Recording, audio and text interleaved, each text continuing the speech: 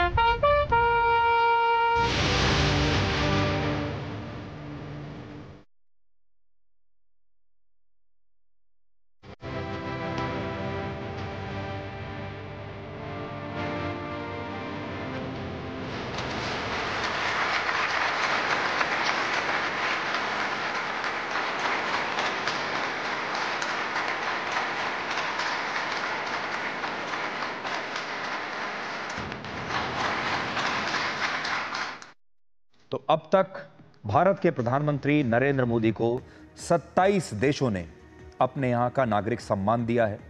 कई देशों ने अपने यहाँ का सर्वोच्च नागरिक सम्मान दिया है।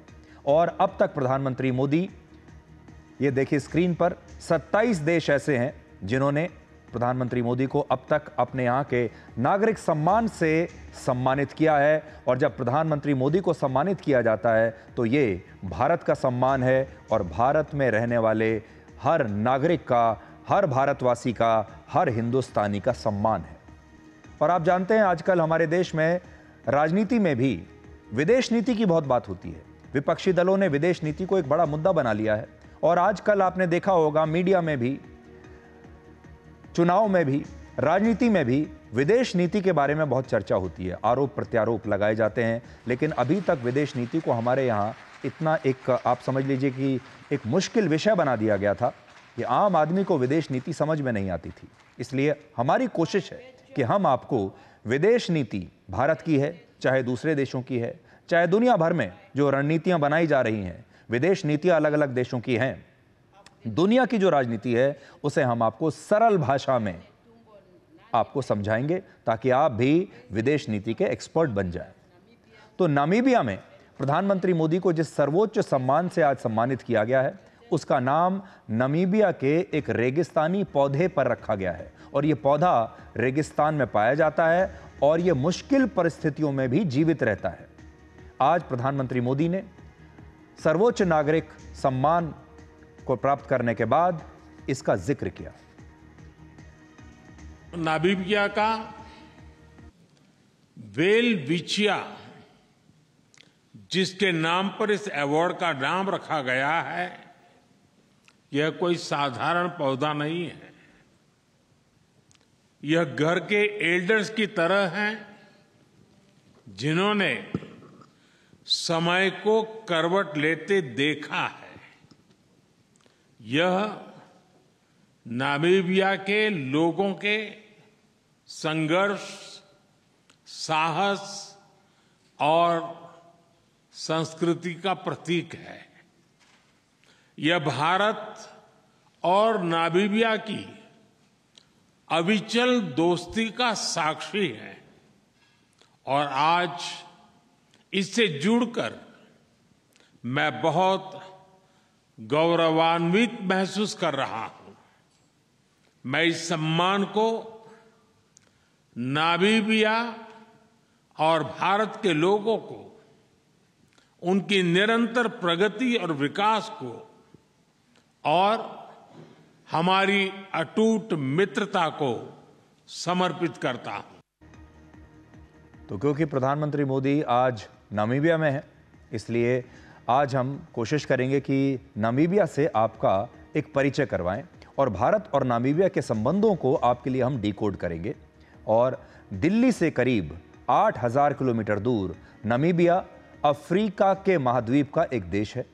नामीबिया की जनसंख्या करीब 30 लाख है, सिर्फ 30 लाख। और जनसंख्या के लिहाज से नामीबिया हमारे देश के मणिपुर राज्य के बराबर है। पिछले 27 वर्षों में किसी भी भारतीय प्रधानमंत्री की ये पहली नामीबिया यात्रा है। इससे पहले वर्ष 1998 में तत्कालीन प्रधानमंत्री अटल बिहारी वाजपेयी नामीबिया गए थे। और भारत और नामीबिया का ये जो संबंध है ये करीब 79 वर्ष पुराना है। भारत ने वर्ष 1946 में संयुक्त राष्ट्र में नामीबिया की आज़ादी का मुद्दा उठाया था। नामीबिया वर्ष 1990 में दक्षिण अफ्रीका से आज़ाद हुआ था और नामीबिया की स्वतंत्रता में भारत की भी एक अहम भूमिका रही है। नामीबिया वर्ष 1989 से लेकर वर्ष 1990 के बीच संयुक्त राष्ट्र शांति सेना का नेतृत्व भारतीय सेना के लेफ्टिनेंट जनरल दीवान प्रेमचंद ने किया था 1 साल के लिए। और उस समय इनके नेतृत्व में ही संयुक्त राष्ट्र शांति सेना ने नामीबिया में शांति प्रक्रिया और चुनावों की निगरानी की थी। भारत ने मुश्किल समय में हमेशा इस देश की मदद की है। वर्ष 2017 और 2019 में नामीबिया में भयंकर सूखा आया था। दोनों ही मौकों पर भारत ने नामीबिया को 1,000 मीट्रिक टन चावल तब भेजा था मदद के तौर पर। फिर वर्ष 2021 में जब कोरोना महामारी चल रही थी, उस समय भारत ने नामीबिया को कोविशील्ड वैक्सीन की 30,000 डोज मुफ्त में दी थी। ये वो टाइम था जब बड़े बड़े जो देश हैं वो छोटे देशों को वैक्सीन दे नहीं रहे थे और वैक्सीन बनाने वाली जो कंपनियां हैं वो भी अपनी शर्तों पर इस वैक्सीन को बेच रही थीं और जो छोटे देश थे उनमें इतनी क्षमता नहीं थी कि वो इन वैक्सीन को ले सकें। और तब भारत ने नामीबिया की मदद की थी। 30,000 कोविशील्ड वैक्सीन तब हमने नामीबिया को भेजी। वर्ष 2024 में भी भारत ने नामीबिया में 1,000 टन चावल और 1,000 टन मक्का भेजकर मदद की थी। नामीबिया अपने चीतों के लिए बहुत मशहूर है और नामीबिया में सबसे ज्यादा चीते पाए जाते हैं पूरी दुनिया में। आपको याद होगा वर्ष 2022 में नामीबिया से 8 चीते भारत लाए गए थे, जिन्हें मध्य प्रदेश के कूनो नेशनल पार्क में प्रधानमंत्री मोदी ने ही रिलीज किया था और इन्हें वहां विस्थापित किया था। ये तस्वीरें उसी समय की हैं। ये जो आप देख रहे हैं चीते, ये सब नामीबिया से लाए गए थे। भारत में वर्ष 1952 में चीते की प्रजाति विलुप्त हो गई थी और उसके 70 साल बाद वर्ष 2022 में भारत में पहली बार यह चीता लाया गया था। दुनिया में यूरेनियम उत्पादन में भी नामीबिया तीसरे नंबर पर है और न्यूक्लियर एनर्जी के लिए यूरेनियम बहुत आवश्यक होता है। यानी नामीबिया भारत के लिए एक महत्वपूर्ण देश है। इस लिहाज से भी अगले 8 वर्षों में भारत का यूरेनियम आयात 4 गुना बढ़ने की संभावना है। भारत इस समय रूस, ऑस्ट्रेलिया, कनाडा और उज्बेकिस्तान जैसे देशों से यूरेनियम खरीदता है और हो सकता है कि आने वाले वर्षों में भारत नामीबिया से भी यूरेनियम खरीदने लगे। I had laid out 10 principles of our engagements with Africa. Today, I reaffirm India's full commitment to them. They are based on respect, equality, and mutual benefit. We seek not to compete, but to cooperate. Our goal is to build together, not to take, but to grow together. We believe that Africa must not be just a source of raw materials. Africa must lead in value creation and sustainable growth. That is why we fully support Africa's Agenda 2063 for industrialization. ये तो है अंतर्राष्ट्रीय राजनीति। अब आपको अपने देश की राजनीति दिखाते हैं। कुछ दिन पहले तक आपने देखा महाराष्ट्र में राजनीति चल रही है मराठी को लेकर, अब बिहार में राजनीति चल रही है और पिछले कुछ दिनों से बिहार में वोटर वेरिफिकेशन के मुद्दे को लेकर जबरदस्त राजनीति हो रही है। बिहार विधानसभा चुनाव में सही मतदाताओं की पहचान के लिए चुनाव आयोग वोटर लिस्ट को आजकल अपडेट कर रहा है और इस प्रक्रिया का नाम है स्पेशल इंटेंसिव रिवीजन। और इसके पीछे चुनाव आयोग का उद्देश्य है मतदाता सूची में उन्हीं लोगों को शामिल करना जो भारत के नागरिक हैं। इस मुद्दे को आप समझिए, बहुत महत्वपूर्ण मुद्दा है। क्या आपने कभी ये सोचा है कि भारत के चुनावों में अगर घुसपैठिए भी वोट डाल रहे हैं तो क्या होगा? अगर इन घुसपैठियों के वोटों को हम काट दें तो हो सकता है बहुत सारी सीटों के चुनावी नतीजे पलट जाएं। और यह हमारे चुनाव में कितनी बड़ी मिलावट है कि कुछ लोग जो नागरिक भी नहीं हैं, जो बाहर से लाए गए हैं, वो हमारे देश में चुनाव में वोट डाल रहे हैं। इस मिलावट को दूर करना बहुत आवश्यक है। जब हम कहते हैं कि हम दुनिया के सबसे बड़े लोकतंत्र हैं, दुनिया का सबसे बड़ा चुनाव हमारे देश में होता है, और अगर किसी को यह पता चले कि यह चुनाव मिलावटी है, इस चुनाव में ऐसे ऐसे लोग वोट डाल रहे हैं जो भारत के नागरिक ही नहीं हैं, तो क्या होगा? इसलिए हमारे जो वोटर लिस्ट है उसका शुद्धिकरण बहुत आवश्यक है। उसमें से इस मिलावट को हटाना बहुत जरूरी है।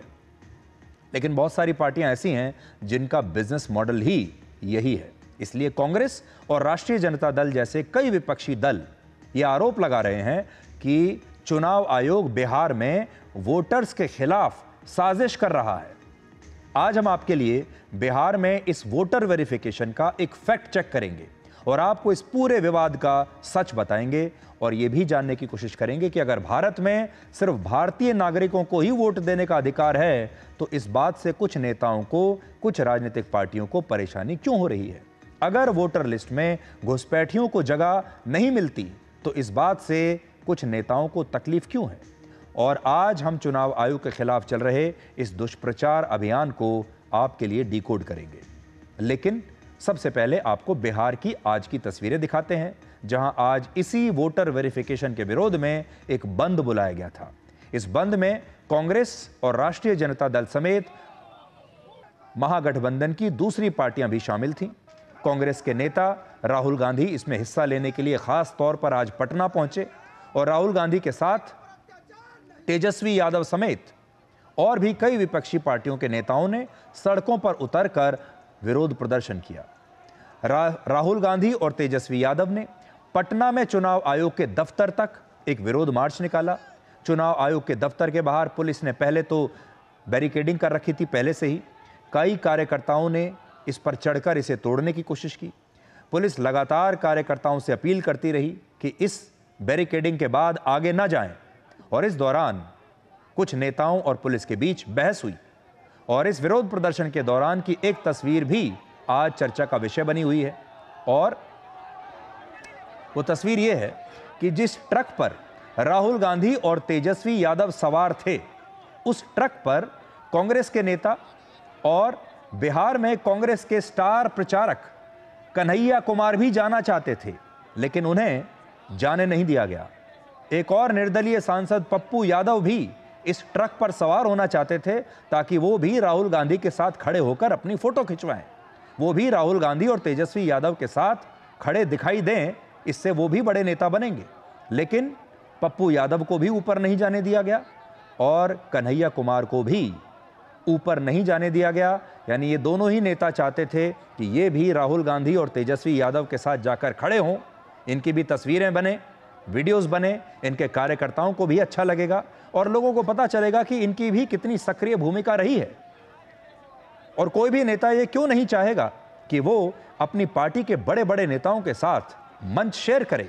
इसमें इन दोनों की कोई गलती नहीं है। हमारे देश में राजनीति ऐसी ही है। पप्पू यादव के जो कार्यकर्ता हैं, जो लोग पप्पू यादव के लिए काम करते हैं, वो बिल्कुल ये चाहेंगे कि राहुल गांधी उन्हें अपनी बगल में लाकर खड़ा करें, उन्हें सम्मान दें, उनके साथ फोटो खिंचवाएं। बिहार की सारी जनता देखे कि पप्पू यादव आज राहुल गांधी और तेजस्वी यादव के साथ खड़े हैं। इसी प्रकार से कन्हैया कुमार भी क्यों नहीं चाहेंगे कि वो अपने गठबंधन के बड़े बड़े नेताओं के साथ खड़े हैं। उन्हें भी अपने समर्थकों को जवाब देना है, उन्हें भी लोगों को बताना है कि वो भी कांग्रेस पार्टी में स्टार प्रचारक हैं, उनका सम्मान होता है, उन्हें बाकायदा बड़े नेताओं के साथ खड़े रहने का मौका मिलता है। लेकिन ये मौका आज इन दोनों नेताओं से छीन लिया गया। इन्हें एक प्रकार से अपमानित किया गया और आप खुद तस्वीरों में देख सकते हैं कि दोनों ही बड़ी कोशिश कर रहे हैं। लेकिन राहुल गांधी और तेजस्वी यादव के जो सुरक्षा गार्ड हैं, उन्होंने दोनों को रोक दिया और कह दिया कि आप ऊपर नहीं जा सकते, आप इस मंच पर अलाउड नहीं हैं। तो ये एक प्रकार से इन दोनों नेताओं का अपमान किया गया है। अब ये भले ही इसे अपमान ना माने, भले ही दुनिया के सामने तो ये कहना ही पड़ेगा कि ये कोई अपमान नहीं है, हम तो फिर भी साथ ही हैं, लेकिन तस्वीरें कुछ और कह रही हैं। और वोटर वेरिफिकेशन को लेकर आखिर राहुल गांधी और तेजस्वी यादव को समस्या क्या है? इस पूरे विवाद पर बीजेपी तो ये कहती है कि कांग्रेस और राष्ट्रीय जनता दल इस पर वोट बैंक की राजनीति कर रहे हैं। वोटर वेरिफिकेशन के विरोध को लेकर पटना से बहुत सारी तस्वीरें आई हैं। राहुल गांधी ये कहते हैं कि इस वोटर वेरिफिकेशन के बहाने वोटर लिस्ट में गड़बड़ी की जा रही है, ऐसे वोटर्स का नाम हटा दिया जाएगा जो कि इनके वोटर हैं और चुनाव आयोग इस मामले में गड़बड़ी करने की कोशिश कर रहा है, ये इनके आरोप हैं। लेकिन अब आप सुनिए कौन क्या कहता है और आज दिन भर पटना की सड़कों पर क्या होता रहा।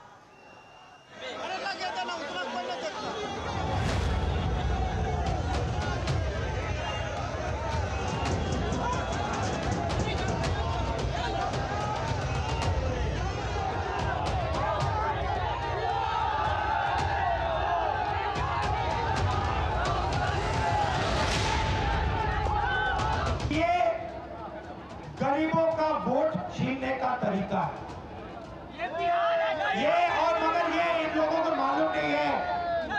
कि ये बिहार है। ये बात समझे नहीं है, ये बिहार है और बिहार की जनता ये कभी नहीं होने देगी।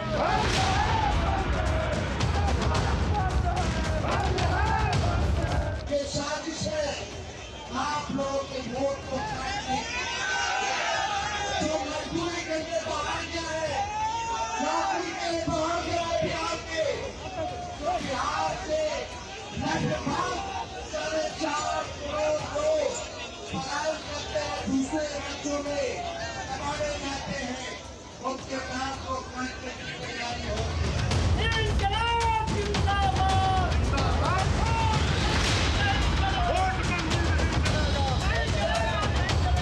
क्या लोग चाहते हैं कि वोटर लिस्ट में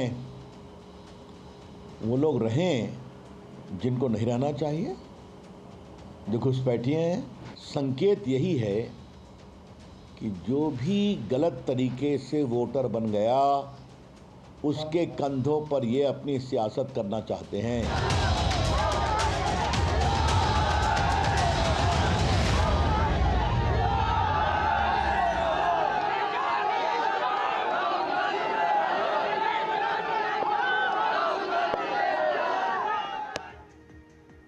तो आपने देखा हमारे देश में अब जब भी कोई विरोध प्रदर्शन होता है, राजनीति करनी होती है, नेताओं को सड़कों पर उतरना होता है अपने समर्थकों के साथ, तो बिना तोड़ फोड़ के कोई विरोध प्रदर्शन पूरा नहीं होता।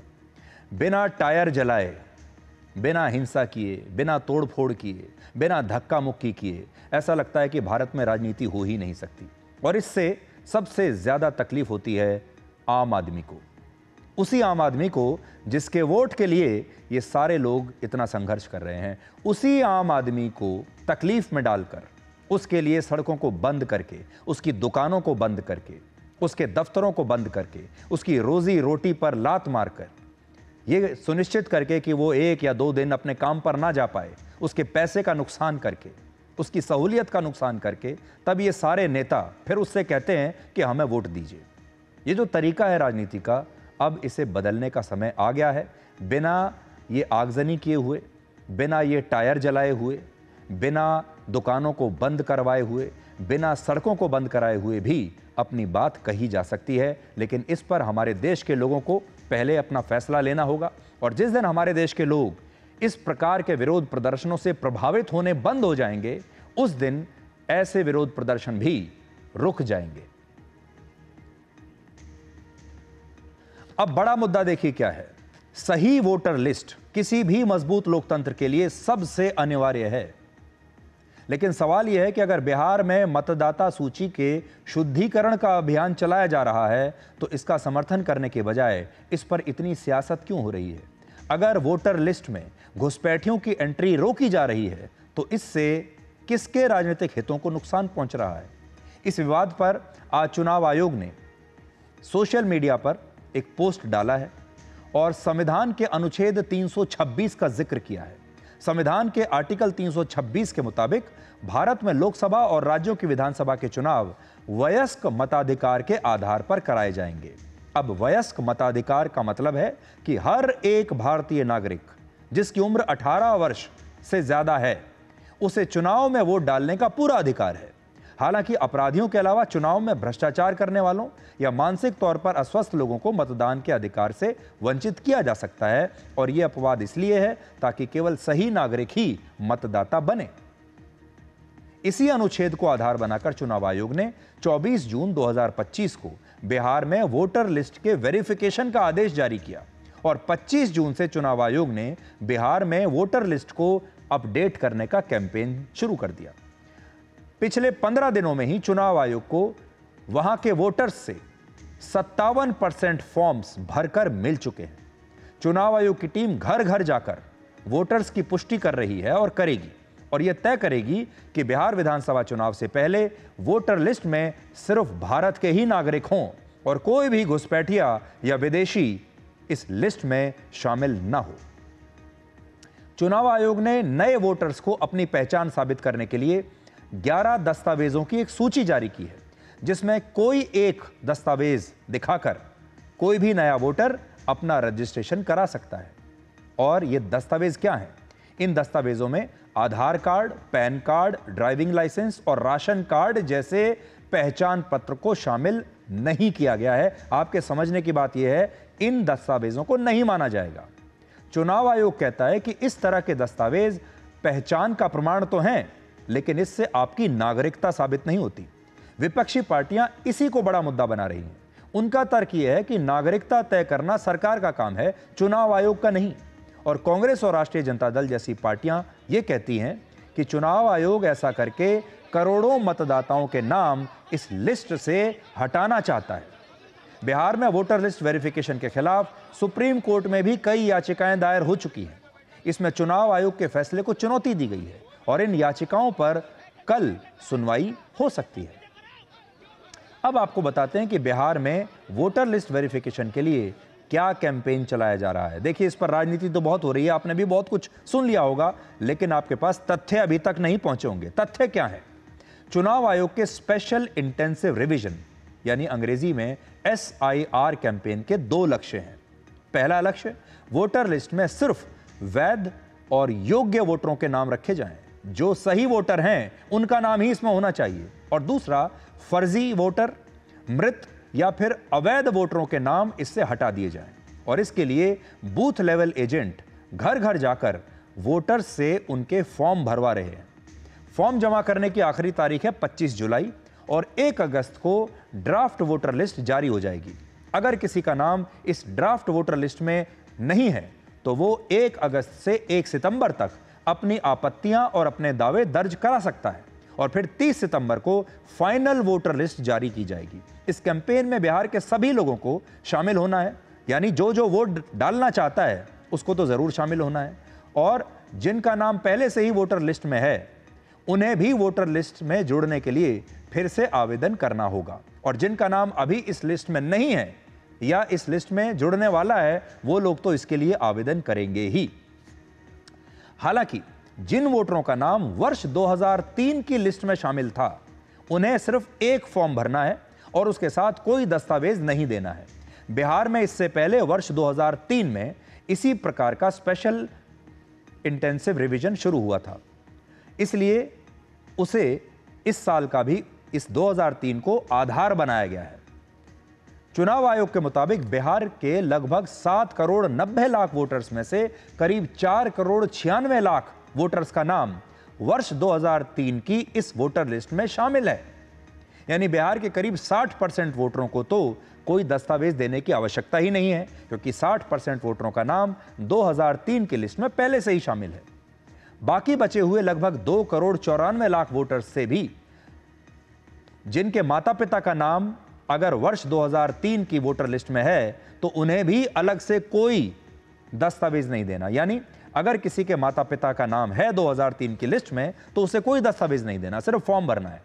हालांकि जिन लोगों के माता पिता का नाम 2003 की लिस्ट में नहीं है, उन्हें जरूर 11 दस्तावेजों में से कोई एक दस्तावेज देना होगा। अब वो 11 दस्तावेज क्या है वो भी बताएंगे। अब आपको ये बता रहे हैं कि वोटर लिस्ट में नाम शामिल करवाने के लिए आपको किन दस्तावेजों में से एक की आवश्यकता पड़ेगी। चुनाव आयोग ने जिन 11 दस्तावेजों की लिस्ट जारी की है वो हैं सरकारी कर्मचारी या पेंशनर का पहचान पत्र, बैंक, डाकघर, LIC या किसी सरकारी संस्थान का आइडेंटिटी कार्ड, जन्म प्रमाण पत्र, आपका पासपोर्ट, आपकी शिक्षा का कोई भी सर्टिफिकेट, आपका स्थायी निवास का प्रमाण पत्र, आपका जाति प्रमाण पत्र, जमीन या घर की रजिस्ट्री के दस्तावेज, आपका फैमिली रजिस्टर या वन अधिकार प्रमाण पत्र यानी फॉरेस्ट राइट्स सर्टिफिकेट, और नेशनल रजिस्टर ऑफ सिटीजन्स, ये भी, हालांकि ये बिहार में अभी लागू नहीं है। अब अगला सवाल यह है कि चुनाव आयोग के डॉक्यूमेंट्स की लिस्ट में आधार कार्ड और राशन कार्ड को क्यों नहीं रखा गया। तो आधार कार्ड और राशन कार्ड आपकी पहचान के सबूत तो हैं, लेकिन आपकी नागरिकता को साबित नहीं करते, और ये बात आपके आधार कार्ड पर भी लिखी हुई है। अब आपको बताते हैं कि स्पेशल इंटेंसिव रिवीजन की प्रक्रिया पहले भी हो चुकी है, लेकिन विवाद इस बार किया जा रहा है। आज़ादी के बाद से अब तक ये कैंपेन 13 बार चलाया जा चुका है, 13 बार। आखिरी बार वर्ष 2003 में यह प्रक्रिया हुई थी और चुनाव आयोग के मुताबिक उस समय भी यह प्रक्रिया 1 महीने में पूरी हो गई थी। हालांकि इसका कोई निर्धारित समय नहीं है और चुनाव आयोग अपनी जरूरत के मुताबिक वोटरों का वेरिफिकेशन करता रहता है। बिहार के बाद वर्ष 2026 में असम, पश्चिम बंगाल, केरल, तमिलनाडु और पुदुचेरी में भी विधानसभा के चुनाव होने वाले हैं और यह संभव है कि इन राज्यों में भी बिहार की तरह वोटर वेरिफिकेशन किया जाए। असम और पश्चिम बंगाल में घुसपैठियों का मुद्दा पहले से ही कई बार उठाया जा चुका है और इस वोट बैंक को बचाने के लिए कुछ पार्टियां हमेशा आगे आकर राजनीति करती हैं। बहुत सारी पार्टियों का बिजनेस मॉडल ही यह है कि वो चाहते हैं कि ज्यादा से ज्यादा घुसपैठिए वोटर बन जाएं और फिर उनके वोट से ये पार्टियां चुनाव जीत जाएं। तो दुष्प्रचार की हम बात कर रहे थे, तो सबसे पहला दुष्प्रचार यह है कि चुनाव आयोग इसे लेकर अलग अलग आदेश जारी कर रहा है, जबकि सच ये है कि चुनाव आयोग ने इसे लेकर अब तक सिर्फ एक आदेश जारी किया है। जैसा हमने आपको बताया, यह आदेश चुनाव आयोग ने 24 जून 2025 को ही जारी किया था, एक ही आदेश। दूसरा दुष्प्रचार ये कि इसमें सभी मतदाताओं के लिए पहचान पत्र देना अनिवार्य है, जबकि सच ये है कि सिर्फ उन्हीं लोगों को पहचान पत्र देना है जिनका खुद का नाम या उनके माता पिता का नाम वर्ष 2003 की वोटर लिस्ट में नहीं है। तीसरा दुष्प्रचार ये कि वोटरों का वेरिफिकेशन सिर्फ 1 महीने में कैसे होगा, ये तो बहुत कम समय है। तो चुनाव आयोग ने 2003 में भी ऐसा ही वेरिफिकेशन 1 महीने में पूरा कर दिया था और चुनाव आयोग खुद इस प्रकार सोशल मीडिया पर आकर ये सारे दुष्प्रचारों का फैक्ट चेक करता जा रहा है। राष्ट्रीय जनता दल के नेता तेजस्वी यादव ने चुनाव आयोग पर बिना दस्तावेज और सत्यापन के फॉर्म भरने का आरोप लगाया। चुनाव आयोग ने अपने फैक्ट चेक में यह कहा कि खुद राष्ट्रीय जनता दल ने ही अपने 47,000 से ज्यादा बूथ लेवल एजेंट्स अपॉइंट कर दिए हैं इस कैंपेन के लिए। तो उन्होंने क्यों किए? और अब तक इस कैंपेन में 4 करोड़ से ज्यादा वोटरों के फॉर्म जमा भी हो चुके हैं। असल में जो पॉलिटिकल पार्टियां हैं वो भी इसमें लगी हुई हैं, क्योंकि वो जानते हैं कि अगर वोटरों के फॉर्म जमा नहीं किए गए, उनके वोट नहीं बने, तो नुकसान तो इन पार्टियों को ही होगा। कांग्रेस के अध्यक्ष मल्लिकार्जुन खड़गे ने भी आरोप लगाया कि दबाव बढ़ने के बाद चुनाव आयोग ने विज्ञापन जारी करके कहा कि अब सिर्फ फॉर्म भरना है और कागज दिखाना जरूरी नहीं है। तो चुनाव आयोग ने इसका भी खंडन किया और बताया कि वोटर वेरिफिकेशन कैंपेन के नियमों में कोई भी बदलाव नहीं किया गया है। और कांग्रेस की प्रवक्ता सुप्रिया श्रीनेत ने भी आरोप लगाया कि वोटर वेरिफिकेशन के दौरान वोट का अधिकार चुनाव आयोग के अधिकारियों की मर्जी पर छोड़ दिया गया है। इस पर भी जवाब दिया है चुनाव आयोग ने और कहा है कि मतदाता के पास चुनाव आयोग के अधिकारियों के खिलाफ अपील करने का पूरा अधिकार है। अब बड़ा मुद्दा समझिए, हमारे देश में फर्जी लिस्ट हमेशा से बहुत बड़ी समस्या रही है। आपने देखा होगा पेंशन पाने वालों की लिस्ट में ऐसे लोग निकल आते हैं जो मर चुके हैं। इसी तरह राशन कार्ड की लिस्ट में भी धांधलियां पाई जाती हैं। सरकारी योजनाओं में भी लाभार्थियों की फर्जी लिस्ट निकल आती है। संभव है कि वोट बैंक की राजनीति करने वाले नेताओं और पार्टियों की मदद से घुसपैठिए भी वोटर लिस्ट में शामिल जरूर हो गए होंगे। हमारी वोटर लिस्ट में मिलावट होगी। ऐसा तभी संभव है जब कोई राज्य सरकार घुसपैठियों के खिलाफ कार्रवाई करना बंद कर दे। इससे पहले कई बार बांग्लादेशी और रोहिंग्या घुसपैठियों के पास पैन कार्ड मिले हैं, राशन कार्ड मिले हैं, आधार कार्ड मिले हैं, वोटर आईडी कार्ड भी मिले हैं। अब ऐसे लोगों को वोटर लिस्ट से बाहर करने के लिए यह कैंपेन चल रहा है और शायद यही वजह है कि कुछ पार्टियों को यह बात चुभ रही है। सोचिए, दुनिया के सबसे बड़े लोकतंत्र में अगर लोकतंत्र के नाम पर घुसपैठिए वोट डाल रहे हैं तो यह हमारे सिस्टम की कितनी बड़ी नाकामी है। और चुनाव आयोग का कहना है कि शुद्ध मतदाता सूची लोकतंत्र को सशक्त बनाने के लिए सबसे अनिवार्य है और इसके लिए सबसे बड़ी आवश्यकता है वोटर लिस्ट में सिर्फ भारत में रहने वाले लोगों को ही जगह मिले और घुसपैठ को हर हाल में रोकना बहुत जरूरी है। 2016 में तत्कालीन गृह राज्य मंत्री किरेन रिजिजू ने संसद में यह बताया था कि भारत में करीब 2 करोड़ अवैध बांग्लादेशी रहते हैं और यह आंकड़ा तो 2016 का है। संभव है कि पिछले 9 सालों में घुसपैठियों की संख्या और भी बढ़ गई हो। अब आप सोचिए, अगर मतदाता सूची में इन्हें जगह मिल गई तो यह देश के लिए कितना खतरनाक साबित हो सकता है। इसलिए हर शहर में, हर गांव में, हर राज्य में ये कैंपेन चलाने की आवश्यकता है कि हमारे देश में जितने भी घुसपैठिए इस समय रह रहे हैं उन्हें पहले चिन्हित किया जाए और देश से उन्हें बाहर निकाला जाए। ये काम हर देश करता है। आपने देखा होगा अमेरिका भी ये काम कर रहा है। बिहार के कई जिलों में अनुमानित आबादी से ज्यादा आधार कार्ड हैं। इनमें से ज्यादातर जिलों में मुस्लिम आबादी ज्यादा है, वहां पर यह देखने को मिल रहा है। किशनगंज में करीब 68% मुस्लिम आबादी है, वहां 126% आधार कार्ड बन गए। सोचिए, हर 100 लोगों में 126 आधार कार्ड हैं वहां, और यह सबसे बड़ा आंकड़ा है बिहार का। पूर्णिया में 38% मुस्लिम जनसंख्या है और वहां 121% आधार कार्ड है। कटिहार में 44% मुस्लिम आबादी है, वहां 123% आधार कार्ड है। अररिया में 43% मुस्लिम आबादी है, 123% आधार कार्ड है। जहानाबाद में मुस्लिम जनसंख्या करीब 6.5% है, वहां 97% ही आधार कार्ड है। रोहतास में भी 10% मुस्लिम आबादी पर 103% आधार कार्ड है। तो इसका एक जो कनेक्शन है, इसे आप समझिए। पिछले कुछ समय से चुनाव आयोग पर निशाना साधना राहुल गांधी का मनपसंद विषय बन गया है। वो बार बार चुनाव की प्रक्रिया पर सवाल खड़े करते हैं। कभी कहते हैं महाराष्ट्र विधानसभा के चुनाव में वोटों की चोरी की गई है, कभी चुनाव आयोग की निष्पक्षता पर सवाल खड़े करते हैं, कभी कहते हैं कि ईवीएम ही हैक हो चुकी है। अब बिहार में भी राहुल गांधी यही फॉर्मूला अपना रहे हैं। अब सवाल है कि क्या राहुल गांधी बिहार की राजनीति में साइडलाइन हो चुकी कांग्रेस पार्टी में ये सब करके नई जान फूंक रहे हैं, क्योंकि बिहार में कांग्रेस इस समय आईसीयू में पड़ी हुई है। 2020 के विधानसभा चुनाव में कांग्रेस को सिर्फ 9.6% वोट मिले थे और 19 सीटें मिली, जबकि वर्ष 2000 में कांग्रेस को 11% वोट मिले और 23 सीटें मिली थी। आखिरी बार वर्ष 1985 में कांग्रेस ने अपने दम पर बिहार में सरकार बनाई थी और उसके बाद से कांग्रेस की राजनीतिक ताकत लगातार घटती चली गई। और आज बिहार पहुंचकर राहुल गांधी बिहार के लोगों के हितों की बात कर रहे हैं। मुंबई में हिंदी बोलने पर बिहार के लोगों को पीटा जा रहा है, लेकिन इस पर राहुल गांधी कुछ नहीं बोल रहे। पटना के बाद राहुल गांधी को असल में मुंबई में जाकर रैली करनी चाहिए और वहां जाकर बिहार के लोगों के समर्थन में खड़ा होना चाहिए। देश की टॉप 10 भाषाओं की लिस्ट अगर मैं बताऊं आपको, तो उसमें हिंदी पहले नंबर पर है, मराठी तीसरे नंबर पर है। हमारे देश में 43% से ज़्यादा लोग हिंदी बोलते हैं, मराठी बोलने वालों की संख्या 7% है। तो देखिए आपकी स्क्रीन पर, पहले नंबर पर हिंदी 43.6% लोग बोलते हैं, 8% बंगाली बोलते हैं, 6.9% मराठी, 6.7% तेलुगु, 5.7% तमिल बोलते हैं, गुजराती बोलते हैं 4.5%, उर्दू बोलते हैं 4.2%, कन्नड़ 3.6%, उड़िया 3.1% और मलयालम 2.9% लोग बोलते हैं। और फिर भी हिंदी लगभग 43.5% लोगों की भाषा है भारत में, लेकिन फिर भी अगर आप देखेंगे तो अलग अलग राज्यों में अब सबसे बड़ी चुनौती इसी हिंदी को मिल रही है। अब आपके लिए एक ऐसी खबर को हम डिकोड करेंगे जो देश के भविष्य यानी हमारे देश के बच्चों, स्कूली बच्चों की दिशा और दशा को तय करेगी। भारत में आधे से ज़्यादा स्कूली बच्चे कोर स्किल्स यानी बुनियादी क्षमताओं के लिए संघर्ष कर रहे हैं।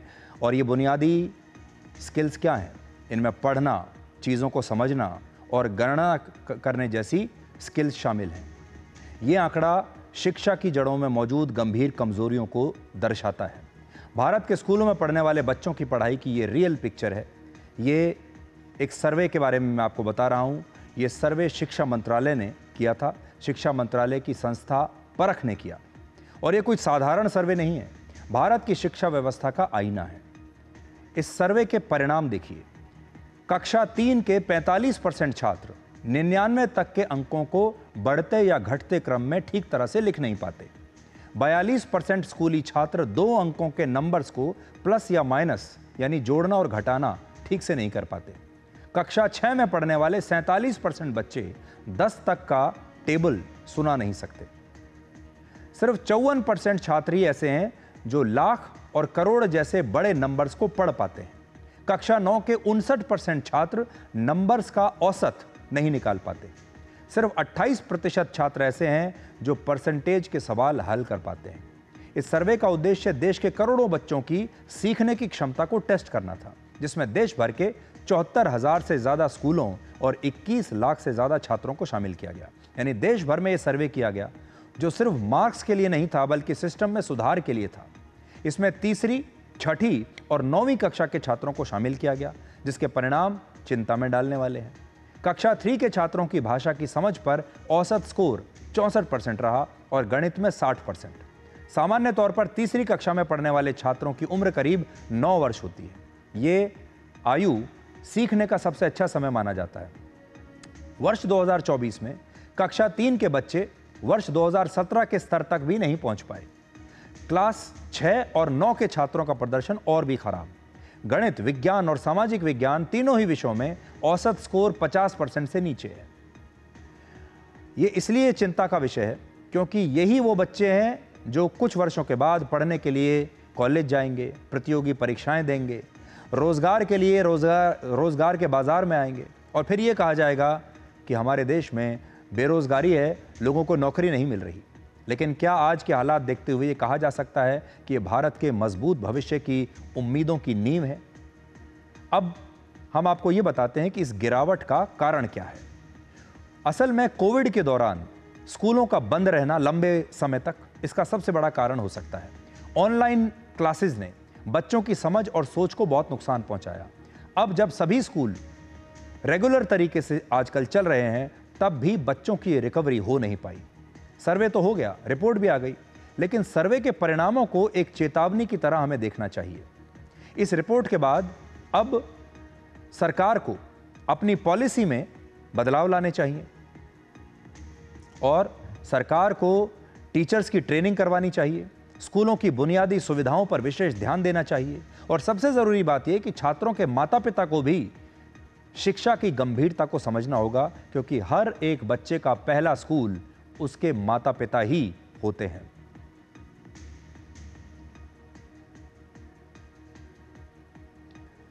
ये तो स्कूल की बात हो गई, लेकिन क्या आपने कभी ये महसूस किया है कि जब आपके घर में छोटे बच्चों को स्मार्टफोन नहीं मिलता तो उनका व्यवहार बदल जाता है, उन्हें गुस्सा आने लगता है, वो रोना शुरू कर देते हैं। आजकल के छोटे बच्चे दोस्तों से मिलना नहीं चाहते, अकेले रहना चाहते हैं, नए दोस्त नहीं बनाना चाहते, खेलने के लिए घर से बाहर नहीं जाना चाहते और उनका स्वभाव चिड़चिड़ा हो रहा है। अगर आपके बच्चे के व्यवहार में भी ये बदलाव दिख रहा है तो इसी को मोबाइल फ़ोन की लत कहते हैं। आजकल के छोटे बच्चों का सबसे पसंदीदा खिलौना है मोबाइल फ़ोन और ये खिलौना आप उनसे छीन नहीं सकते। छोटे बच्चों में मोबाइल फ़ोन की बढ़ती लत को लेकर गाजियाबाद के सीएमओ यानी चीफ मेडिकल ऑफिसर ने एक एडवाइजरी जारी की है, जिसमें कहा गया कि मोबाइल फ़ोन की लत बच्चों को बीमार बना रही है। मोबाइल फ़ोन का लगातार लंबे समय तक प्रयोग करने की वजह से बच्चों के शारीरिक, मानसिक और सामाजिक स्वास्थ्य पर बुरा असर पड़ रहा है। ये एडवाइजरी जो है ये आपकी स्क्रीन पर है, आप देखिए। और ये एक बिल्कुल नए प्रकार की पहल है। जब किसी डिस्ट्रिक्ट के किसी इलाके के सीएमओ ने बाकायदा माता पिता को ये एडवाइजरी जारी की है, तो मैं आपको पढ़कर सुनाता हूं। बच्चों में व्यावहारिक समस्या ज़्यादा आ रही हैं, जिसका प्रमुख कारण मोबाइल फ़ोन की लत है। शुरुआत में ये कम रहता है, लेकिन धीरे धीरे ये इतना बढ़ जाता है कि मानसिक समस्या के रूप में सामने आता है।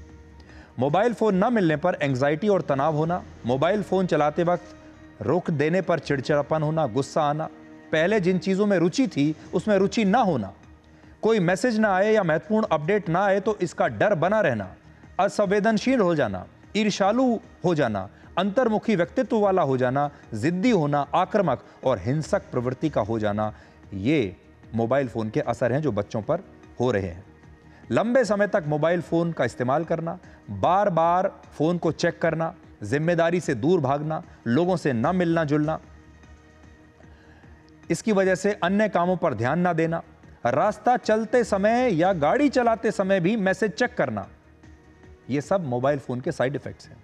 गुस्से में अपने से बड़ों की अवहेलना करना, उनकी बातें न मानना, ये सारी बातें इसमें लिखी हैं।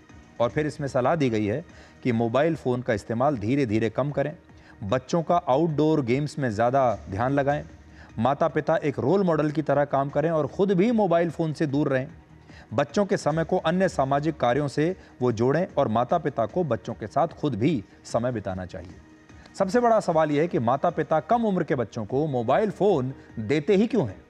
एक रिपोर्ट के अनुसार 6 महीने से 2 साल की उम्र के बच्चों का रोना बंद करने के लिए 86.6% माता पिता उन्हें स्मार्टफोन थमा देते हैं। 2 से 5 साल की उम्र के बच्चों को खाना खिलाने के दौरान लगभग 47.5% माता पिता स्मार्टफोन दे देते हैं। आराम करने के दौरान लगभग 49.5% माता पिता 5 से 8 साल की उम्र के बच्चों को मोबाइल फोन दे दिया जाता है ताकि वो माता पिता के आराम में खलल ना डालें, उन्हें डिस्टर्ब ना करें। जब माता पिता बाहर ट्रैवल करते हैं उस समय वो अपने 8 से 12 वर्ष की आयु के बच्चों को मोबाइल फोन देकर चले जाते हैं ताकि वो इसमें व्यस्त रहें। लेकिन ऐसा हो क्यों रहा है? बच्चों में मोबाइल फोन की लत क्यों बढ़ रही है? ऐसा इसलिए क्योंकि मोबाइल फोन में वीडियोस आते हैं, गेम्स आते हैं, सोशल मीडिया के जरिए रील्स बहुत आसानी से उपलब्ध हैं जिन्हें हमारा दिमाग बार बार देखना चाहता है, जिससे दिमाग को बहुत सारी चीज़ें एक साथ मिलती हैं। बच्चों को इसमें तेज़ आवाज़ मिलती है, रंग बिरंगी तस्वीरें मिलती हैं, तेज़ी से बदलते वीडियो मिलते हैं, वीडियो गेम्स मिलते हैं। इसका असर ये होता है कि इससे दिमाग को डोपामिन मिलता है। डोपामिन एक बहुत ही महत्वपूर्ण न्यूरोट्रांसमीटर है। ये दिमाग में संदेश पहुंचाने वाला एक केमिकल है जो हमें अच्छा महसूस कराता है। अगर दिमाग को बार बार डोपामिन की आवश्यकता पड़ने लगे तो वो बाकी चीज़ों में आनंद लेना बंद कर देता है। तो ये सब मोबाइल फ़ोन की लत से होता है। और आज हम यही कहेंगे आपको कि अगर आपके बच्चों को भी ऐसा लगता है कि आपके बच्चे के व्यवहार में कोई समस्या आ रही है तो आपको तुरंत इस पर कार्रवाई करनी चाहिए। अपने बच्चे को मोबाइल फ़ोन से आप दूर रखिए। तो आज डिकोड में इतना ही। अब आपसे हमारी अगली मुलाकात होगी कल रात 9 बजे। तब तक आप खुश रहिए, सुरक्षित रहिए, स्वस्थ रहिए और हद से ज़्यादा खुशी और हद से ज़्यादा गम कभी किसी को ना बताएं, क्योंकि लोग खुशी पर नज़र और गम पर नमक ज़रूर लगाते हैं। नमस्कार।